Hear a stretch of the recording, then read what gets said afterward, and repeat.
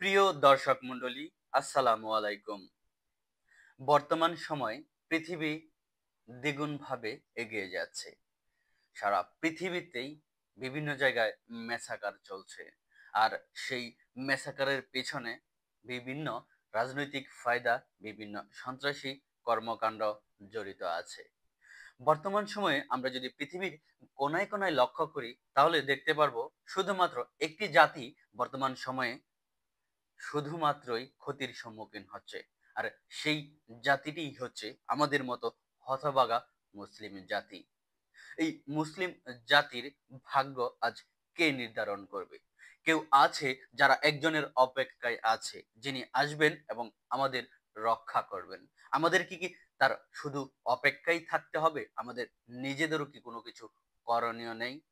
তাই দর্শক মণ্ডলী, আজকে আমরা যেদিকেই তাকাই না কেন, শুধু আমরা মুসলিমরাই মার খাচ্ছি।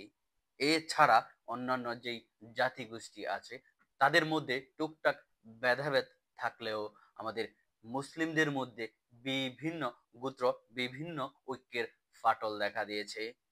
এই ফাটল এখন কেউ জোড়া লাগাতে পারছে না। তাই আজকে আমাদের মুসলিমদের শুধুমাত্র ঐক্যের ব্যবধানের কারণে আমরা পৃথিবীর কোনায় কোনায় আজ হতভাগ্য জাতি হিসেবে পরিণত হয়েছি।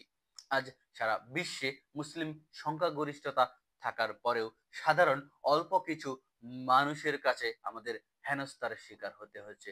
বিভিন্ন জায়গায় আমরা আমাদের আপাদমস্ত শরীর নিয়েও কিছু করতে পারছি না। আজকে মুসলিম সাম্রাজ্যের যারা শাসনকর্তা আছেন, তারা আজকে বিলাসবহুল জীবন যাপন করছেন। তারা মজে আছেন নারী, জুয়া এবং বিভিন্ন বিলাসবহুল জীবন লিড করার জন্য। কিন্তু আজকে পৃথিবীর কোনায় কোনায় আমরা মুসলিমরা মার খাচ্ছি। তা দেখার মতো আমাদের কোনো শাসক গোষ্ঠী এখন পর্যন্ত তৈরি হতে পারেনি।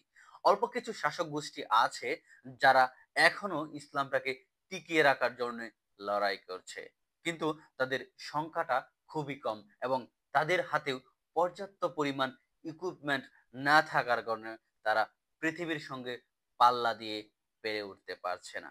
তাই আজকে সময় এসেছে, হে মুসলিম, হে মুসলিম উম্মাহ, আসুন আমরা সকলেই জাগ্রত হই, সকলেই ন্যায়ের পথে এবং শান্তির জন্য সংগ্রাম শুরু করি। যেখানে আমরা দেখতে পাবো অন্যায়, ঠিক সেখানেই যেন আমাদের প্রতিবাদের ভাষা ফুটে ওঠে। শুধু প্রতিবাদের ভাষায় আমরা ক্ষান্ত হব না, আমরা সমগ্র বিশ্বের মুসলিম জাতিকে একত্রিত করব এবং প্রত্যেকেই আমরা ঐক্যের জন্য লড়ব। এবং যেখানে আমরা ন্যায় বিচার সংগঠিত করতে পারবো, ঠিক সেই লক্ষ্যেই আমাদের কাজ করে যেতে হবে। আজকে আমাদের পবিত্র ভূমি হুমকির মুখে আছে। শুধু আমাদের পবিত্র ভূমির দিকে খেয়াল করলেও হবে না, আমরা আমাদের পার্শ্ববর্তী দেশ, যাদেরকে আমরা বন্ধু রাষ্ট্র বলে মনে করি, ঠিক সেই দেশেও তারা কিন্তু আমাদের মতো মুসলিম জাতিগোষ্ঠীর যারা আছে তাদের উপর অন্যায় এবং অবিচার জুলুম চালাচ্ছে সর্বদাই। সেই জায়গাতেও আমার মা বোন, ভাই বোনেরা সঠিকভাবে রাস্তা দিয়ে চলাফেরা করতে পারে না। তাই আসুন আমরা সমগ্র বিশ্বের মুসলিমদের বিরুদ্ধে যারা উঠে পড়ে লেগেছে তাদের বিরুদ্ধে সোচ্চার হই এবং আমরা মুসলিমরা যারা আছি তারা সকলেই মিলে ঐক্য গড়ে তুলি, যেই ঐক্য আমাদেরকে শান্তি এবং সমৃদ্ধির দিকে এগিয়ে নিয়ে যাবে। আমরা এখন যারা অপেক্ষা করছি, আমাদেরকে একজন আসবে, আমাদেরকে একজন মসিহা আসবে এবং তিনি আমাদেরকে রক্ষা করবেন। শুধু কি তার উপর ভরসা করে বসে থাকলেই আমাদের হবে? আমাদের নিজেদেরও তো কিছু করণীয় আছে। অবশ্যই জাতির এই ক্লান্তি লগ্নে কেউ একজন আসুক এবং আমাদের সমস্ত দুঃখ দুর্দশা উদ্ধার করুক। এটাই আমাদের প্রাপ্য, বা এটাই আমাদের করণীয় কি না? আমরা তার জন্য অপেক্ষা করব এবং তিনি আসলে তার নেতৃত্বে আমরা কাজ করব।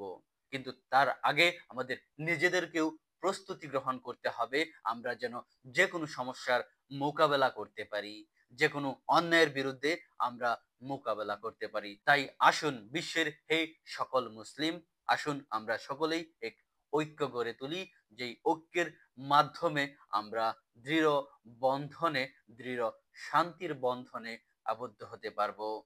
ধন্যবাদ সবাইকে। আসসালামু আলাইকুম।